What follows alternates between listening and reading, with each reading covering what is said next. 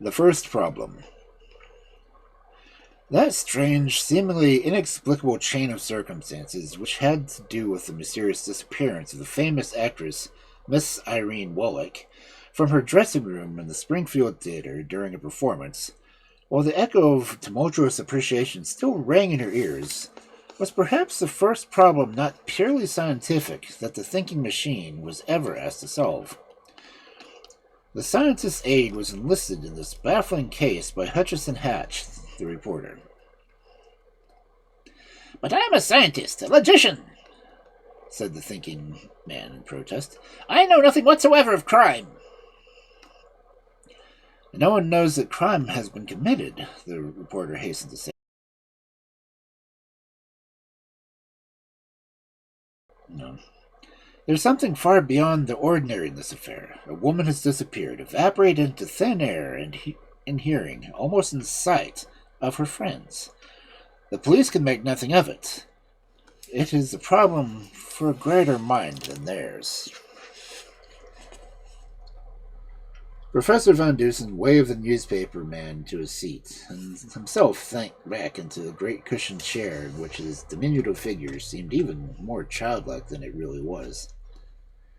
"Tell me the story," he said petulantly. "All of it." "Miss Wallen was 30 years old and beautiful," the reporter began. "An actress, she was won recognition not only for this country, but in England. You may have read something of her in the daily papers, and if—" "I never read the papers," the other interrupted curtly. "Go on." "She is unmarried, and so far as anyone knows, has no immediate intention of changing her condition," Hatch resumed, staring curiously at the thin face of the scientist. "I presume she has admirers. Most beautiful women of the stage have, but she is one whose life has been perfectly good, whose record is an open book. I tell you this because it might be bearing on your conclusion, and the possible reason of her disappearance. Now for the actual circumstances of the disappearance. Miss Wallen has been playing the Shakespearean repertoire. Last week she was in Springfield. On Saturday night, which concluded her engagement there, she appeared as Rosalind in As You Like It. The house was crowded. She played the first two acts amid great enthusiasm, and despite the fact that she was suffering intensely from a headache, to which she was subject at times. After the second act, she returned to her dressing room, and just before curtain went up for the third, the stage manager called her. She replied that she would be out immediately. There seems no possible shadow of a doubt, but that was her voice. Rosalind does not appear in the third act until the curtain has been up for 6 minutes. When Miss Wallen's cue came, she did not answer it. The stage manager rushed to her door again and called her. There was no answer. Then, fearing she might have fainted, he went in. She was not there. A hurried search was made without the result, and the stage manager finally was compelled to announce to the audience that the sudden illness of the star would make it impossible to finish the performance. The curtain was lowered and the search resumed. Every nook and corner back of the footlights was gone over. The stage doorkeeper, William Megan, had seen no one go out. He and the policeman had been standing at the stage door taking for about 20 minutes. It is, therefore, conclusive that Miss Wallen did not leave by the stage door. The only other possible way it could have been to leave the stage was over the footlights. Of course, she didn't go that way. Yet no trace of her was to be found. Where is she? "The windows," said the thinking man. "The stage is below street level," Hatch explained. "The window to her dressing room, room A, is small and barred with iron. It opens into an air shaft that goes straight up for 10 feet. And that is covered with an iron grating fixed in the granite. The other windows on the stage were not only inaccessible, but were also barred with iron. She could not have approached either of these windows without being seen by other members of the company or the stagehands." "Under the stage," suggested the scientist. "Nothing," the reporter went on. "It is a large cement basement which is vacant. It was searched because there was, of course, a chance that Miss Valak might have become temporarily unbalanced and wandered down there. There was even a search made of the flies, that is, the galleries over the stage where the men who work the drop curtains are stationed. How was Miss Wallach dressed at the time of her disappearance? In doublet and hose, that is tights, the newspaper man responded. She wears that costume from the second act until practically the end of the play. Was all her street clothing in the room? Yes, everything spread across the unopened trunk of costumes. It was all as if she had left the room to answer her cue, all in order, even to an open box of chocolate cream on her table. No sign of struggle, nor any noise heard? No. Not a trace of blood? Nothing. Her maid, did she have one? Oh, yes, I neglected to tell you that her maid, Gertrude Manning, had gone home immediately after the first act. She grew suddenly ill and was excused. The thinking machine turned his squint eyes on the reporter for the first time. Ill? He replied. What was the matter? That I can't say, replied the reporter. Where's she now? I don't know. Everyone forgot about her in the excitement about Miss Warwick. What kind of chocolate cream was it? I'm afraid I don't know that either. Where was it bought? The reporter shrugged his shoulders. That was something else he didn't know.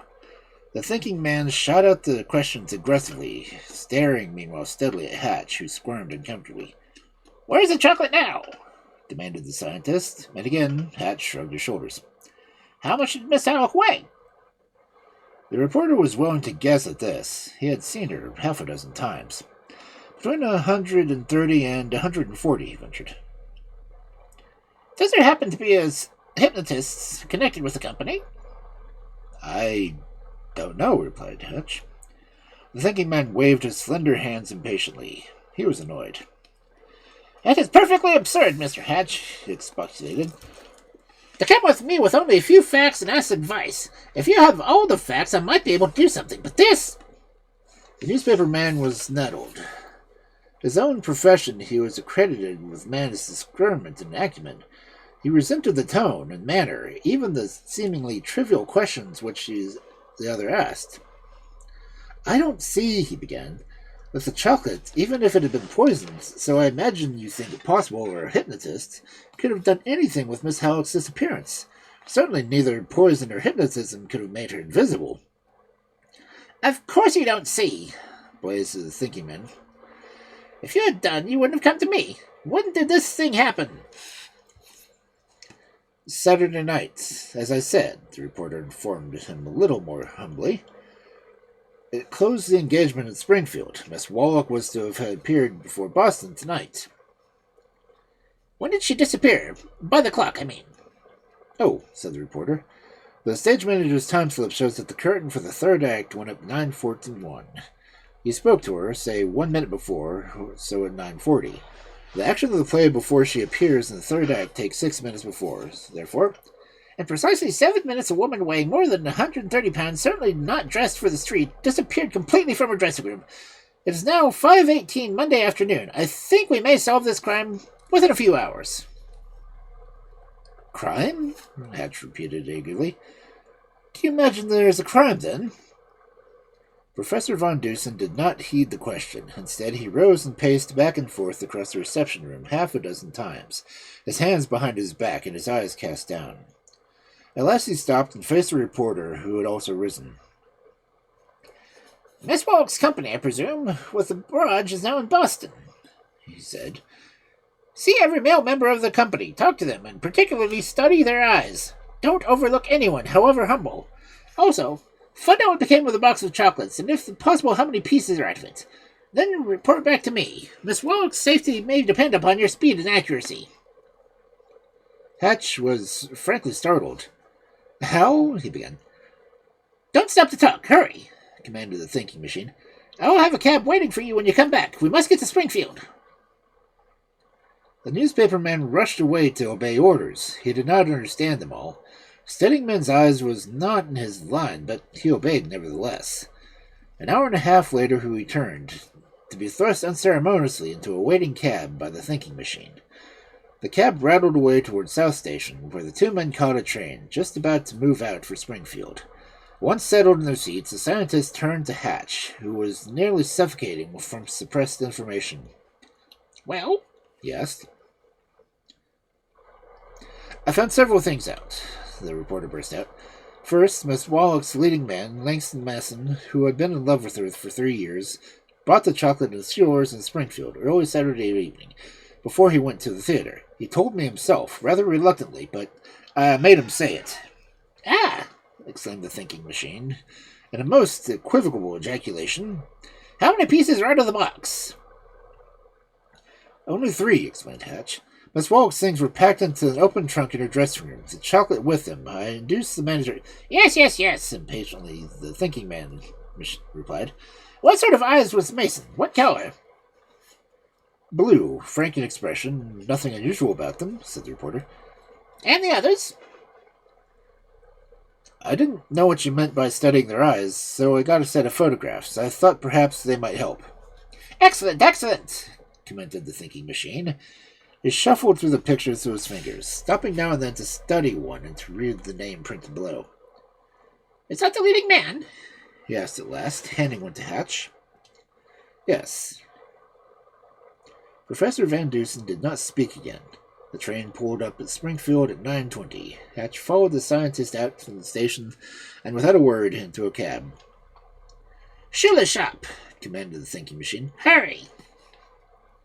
The cab rushed off through the night. 10 minutes later, it stopped before the brilliantly lighted confectionery shop.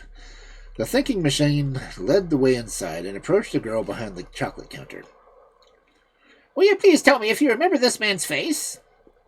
he asked as he produced Mason's photograph.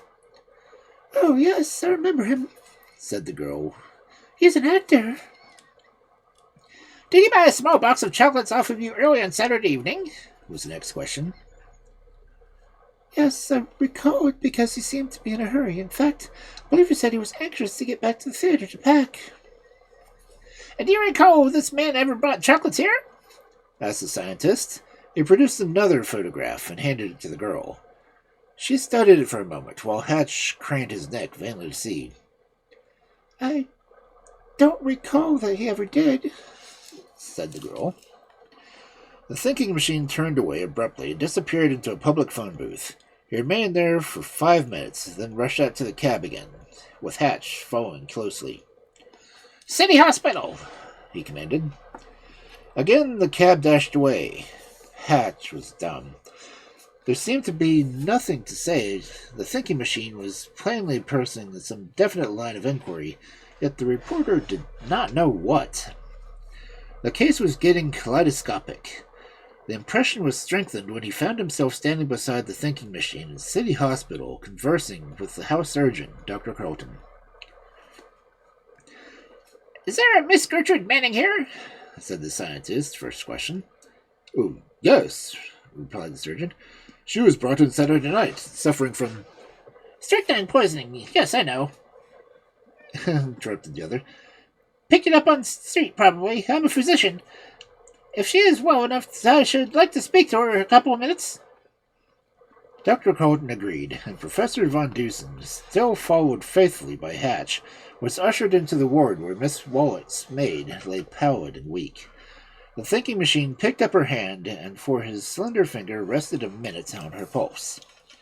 He nodded, as if satisfied. "Mrs. Manning, can you understand me?" he asked. The girl nodded weakly. "How many pieces of chocolate did you eat?" 2, she replied. She stared dully into the face with her dull eyes. "Did Mrs. Wallach eat any of it up to the time that you left the theater?" "No." The thinking machine had been in a hurry previously, and he was racing now. Hatch trailed on dutifully behind, down the stairs and into the cab, whence Professor Von Dusen shouted a word to thanks to Dr. Carlton. This time their destination was the stage door of the theater, from which Miss Wallach had disappeared. The reporter was muddled. He did not know anything very clearly about the 3 pieces of chocolate that were missing from the box. One of these maid had eaten only 2. She had been poisoned.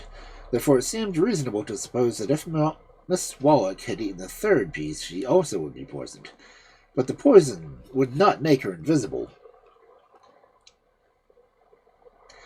At this point, the reporter shook his head hopelessly. William Megan, the stage doorkeeper, was easily found. "Can you inform me, please," began the thinking machine, "if Mr. Mason left a box of chocolates with you last Saturday night for Miss Wallach?" "Yes," Megan replied good-naturedly. He was amused at the little man. Miss Wallach hadn't arrived. Mason brought a box of chocolates for her nearly every night, and usually left it here. I put the one Saturday night on the shelf here. "Did Mr. Mason come to the theater before or after the others on Saturday night?" "Before," replied Megan. "He was usually early, presumably to pack." "And the other members of a company coming here to stop, I imagine, to get their letters?" said the scientist, squinted at the correspondence box above the shelf. "Always." The thinking machine drew a long breath. Up to this time there had been little perplexed wrinkles in his brow. They now all disappeared. "Now, please," he went on, "was any package or box of any kind taken from the stage on Saturday night between 9 and 11 o'clock?" "No," said Megan positively. "Nothing at all until the company's baggage was removed at midnight." "Miss Wallach had 2 trunks in her dressing room?" "Yes, 2 whacking big ones, too." "How do you know?" "Because I helped put 'em in, and helped take 'em out," replied Megan sharply. "What's it to you?" Suddenly the thinking machine turned and ran out to the cab, with Hatch, his shadow, close behind. Drive as fast as you can to the nearest long-distance telephone," the scientist instructed the cabbie. "A woman's life is at stake." Half an hour later, Professor Von Dusen, Hutchison Hatch were on a train rushing back to Boston. The thinking machine had been on the telephone booth for 15 minutes. When he came out to Hatch, asked several questions, to which the scientist vouchsafed no answer. They were perhaps 30 minutes out of Springfield before the scientist showed any disposition to talk. Then he began, without preliminary, much of if he were resuming a former conversation. "Of course Miss Wallach didn't leave the stage of the theater she was there," he said. "We'll admit that she did not become invisible. The problem, therefore, was to find her on stage. The fact that no violence was used against her was positively proven by half a dozen instances. No one heard her scream. There was no struggle, no trace of blood. Ergo, we assume that at the beginning of this, she must have consented to the first few steps which led to her disappearance. Remember, her attire was wholly unsuited for the street. Now, let's hypothesize which will fit all the circumstances. Miss Wallach has a severe headache. Hypnotic influence will cure headaches. Was there a hypnotist to whom Miss Wallach would have submitted herself? Assume there was. Then would that hypnotist take advantage of the control and place her in a catalytic condition? Assume a motive, and he would. Then, how would he dispose of her? From this point, questions radiate all directions. We will confine ourselves to the probable, granting that the moment that the hypothesis, the only one which fits all the circumstances, is correct. Obviously, a hypnotist would not have attempted to get her out of the dressing room. What remains? What of the 2 trunks in her room?" Hatch gasped. "You mean to think that it's possible that she was hypnotized and placed in the 2nd trunk, the one that was strapped and locked?" he replied. "It's the only thing that could have happened," said the thinking machine emphatically. "Therefore, that must be what did happen." "Why, that's horrible!" exclaimed Hatch. "A live woman in a trunk for 48 hours. Even if she were alive then, she must be dead now." The reporter shuddered a little, and gazed curiously at the inscrutable face of his companion. He saw no pity, no horror there. There was merely the reflection of brain workings. "It does not necessarily follow that she was dead," explained the thinking machine. "If she ate that 3rd piece of chocolate before she was hypnotized, she probably is dead. If it were placed in her mouth after she was in the catalytic condition, the chances are that she is not dead. The chocolate would not melt, and her system would not absorb the poison. But she would have to suffocate it. Her bones would be broken in rough landing of the trunk. There are hundreds of possibilities, the reporter suggested. A person in catatonic condition is singularly impervious to injury, replied the scientist. There is, of course, a chance of suffocation, but a great deal of air may enter a trunk.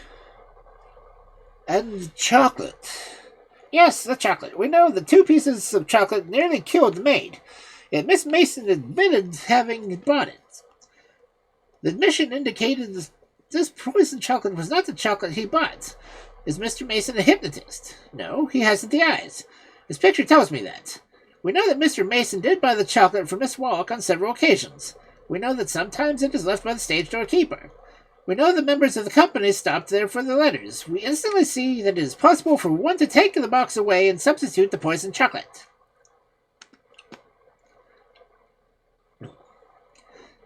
Madness and the cunning of madness lie at the back of this. It was a deliberate attempt to murder Miss Wallock due perhaps to unrequited or hopeless infatuation.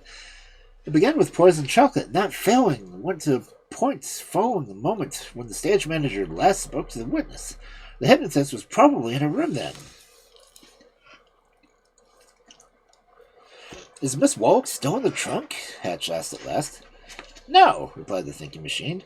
She is out now, dead or alive, and I'm inclined to believe alive. And the man? I'll turn him over to the police in half an hour after we reach Boston. From South Station, the scientist and Hatch were driven immediately to the police headquarters. Detective Mallory, whom Hatch knew well, received them.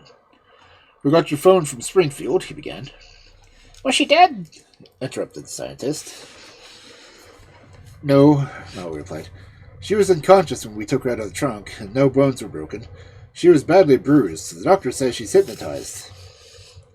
"Was a piece of chocolate taken from her mouth?" "Yes, chocolate cream. It had melted."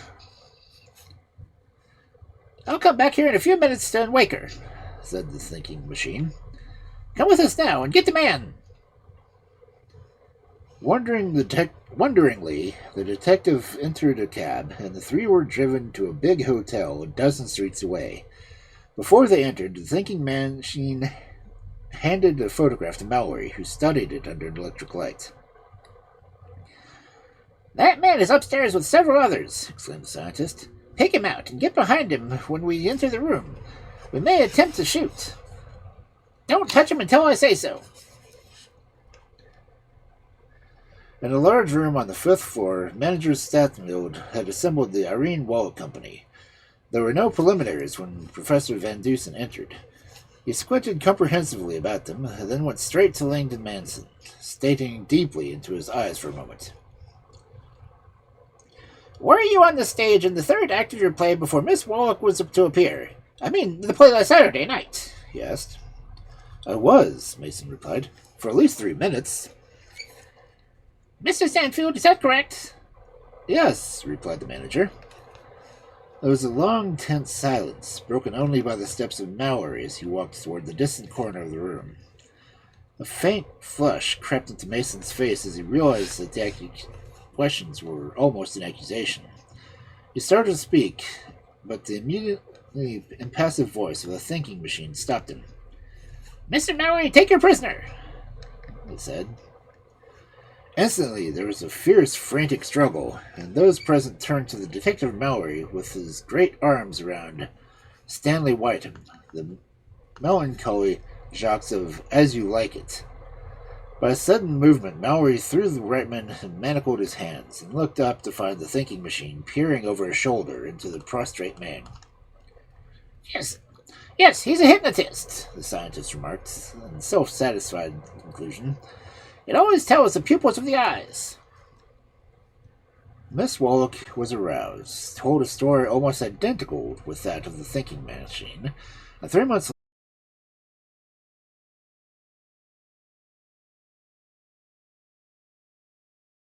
later, over a brooding love for her, made him maniacal. Raves and shrieks, the lines of Jacques in the seclusion of a padded cell. Mental expert